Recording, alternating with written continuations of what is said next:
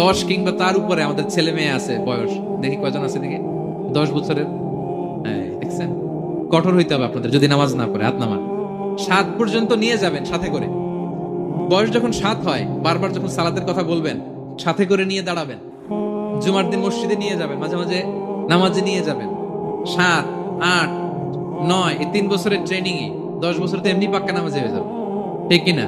নাকি বলবেন হুজুর আমি তো পড়ি না, আমারই তো খবর নাই।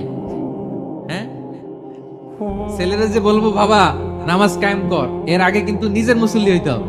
এটা বুঝতে পারতেছেন তো? হ্যাঁ, ছেলেকে বলতে হলে আগে নিজের মুসল্লি হইতে হবে। নামাজের ব্যাপারে নো কনসিডারেশন, কোনো ছাড় নাই। সালাত আপনাকে পড়তেই হবে যে কোনো পরিস্থিতিতে। এজন্য 7 বছর বয়স থেকে বিশ্বনবী ওয়ার্নিং দিতে বলেছেন। 10 বছর বয়স হলে প্রয়োজনে রূঢ় আচরণ করো, শাসন করো, প্রয়োজনে মৃদু প্রহার করো। খবরদার, খবরদার।